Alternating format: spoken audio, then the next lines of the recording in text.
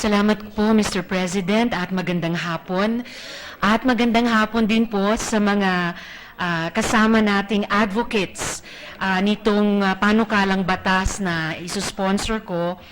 Ang Library Foundation, headed by Mr. Anastasio Marasigan, at ang Babaylanes, headed by Ms. Megan Evangelista.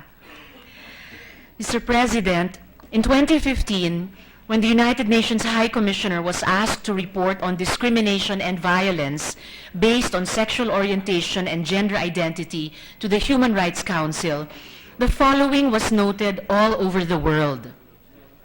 Different states had adopted or strengthened their anti-discrimination and hate crime laws. Some had introduced legal protection for intersex persons. Others had abolished criminal sanctions for homosexuality, allowed marriage and civil unions for same-sex couples, and instituted reforms granting legal recognition of transgender persons. In other countries, programs had been established to ensure that the police, judges, prison guards, medical staff, and teachers were receiving gender and sexuality training, that there were anti-bullying programs in schools, and that shelters had been built to house homeless LGBT youths. These were small developments, Mr. President, Davids of a resistance to a Goliath of widespread and brutal hate-motivated violence, often perpetrated with impunity, and everyday discrimination LGBTIQs face countless times, repeatedly, from the riots at Stonewall Inn in Manhattan, New York, to the shooting spree at Pulse Club in Orlando, Florida, to that little shady bathroom in Cell Zone Lodge in Olongapo City, where Jennifer Laude was found covered with injuries, head leaning against the toilet bowl, drowned to death. This is hate, Mr. President, unwarranted, violent hate, an irrational prejudice against our fellow human beings, founded on some petty, condescending notion that they should dress like us, act like us, be like us, love like us. A deep-seated hate we refuse to acknowledge and address, the same hate we have been fighting against for 17 long years. Yes, Mr. President, 17 taon na ang Anti-Discrimination Bill o ang tinatawag natin ngayong SOGI Equality Bill. Matagal na tayong nakikipaglaban para sa pagkakapantay-pantay.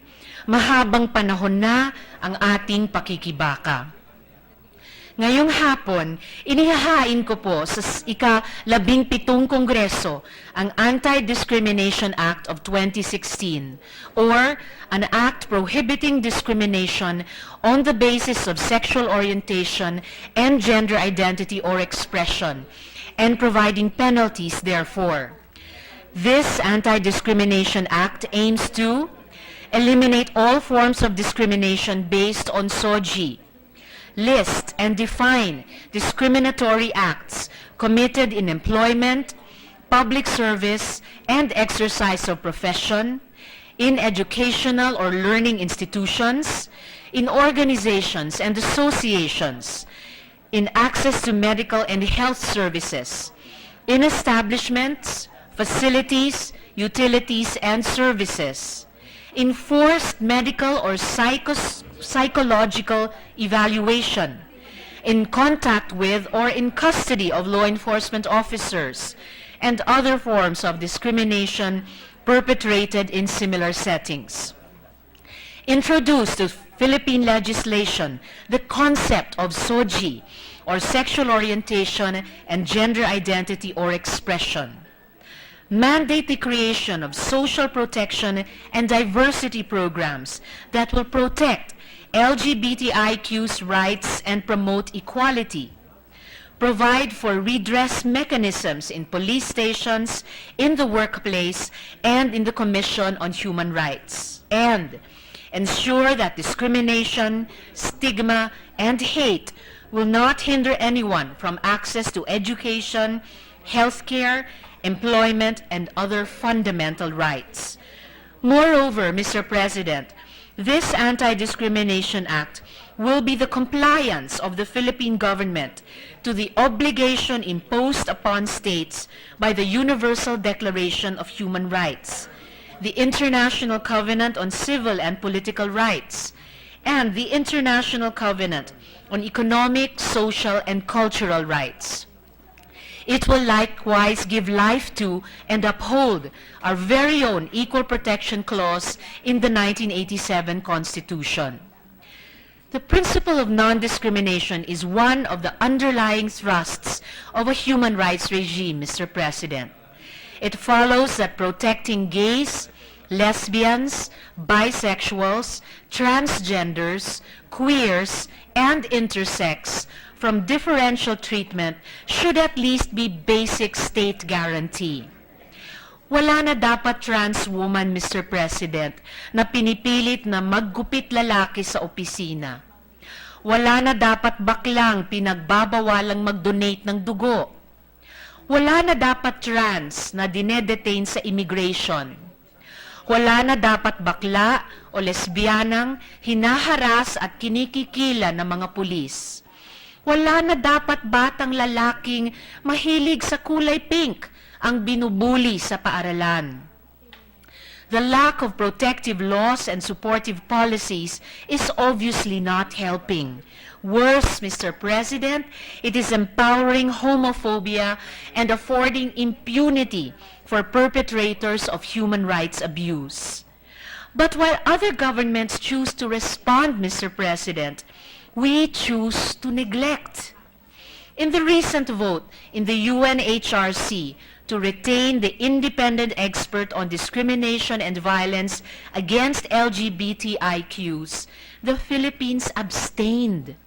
Citing our lack of policy against discrimination, we chose to renege on our human rights obligations. We let hate win and humanity lose. Now, this 17 years worth of struggle is staring us in the face this afternoon, Mr. President. My dear fellow senators, along with our brothers and sisters in the LGBTIQ community who have been living their lives treated differently, mocked, laughed at, stripped of their dignity, just because they have the courage to be who they are, just because they are brave enough to be different. Despite all this, they never lose hope.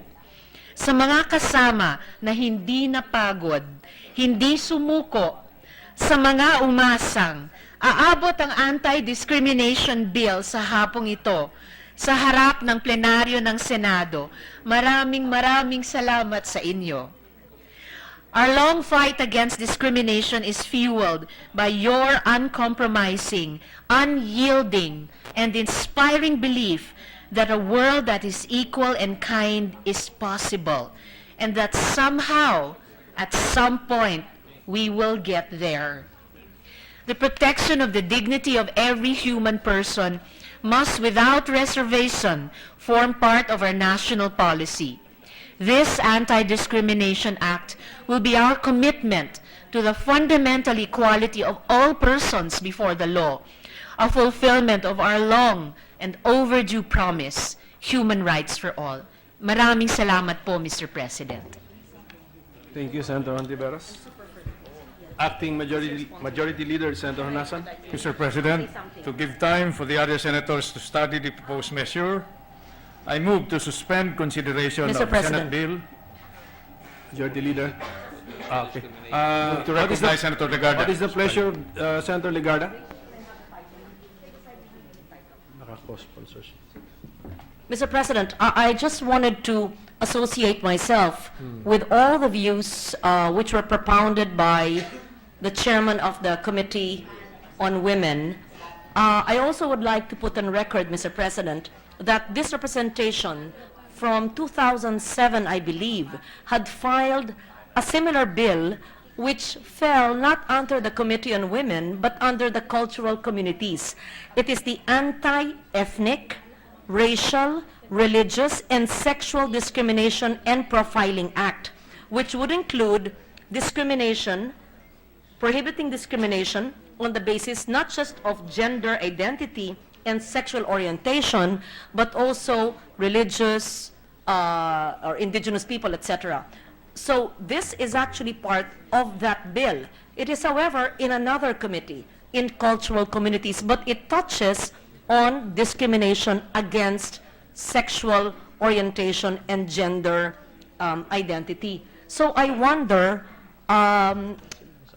we'll find out from the legislative department or the secretariat how we are able to include that, but it's already on the floor, so that perhaps in the period of amendment, if the lady senator would agree, although those bills were not heard, we could expand the discrimination not just against sexual orientation, but also against those who discriminate in other respects, only if you agree. However, if you believe it would be easier to pass if it is simply focused first on prohibiting discrimination against sexual orientation, then I would go along with it.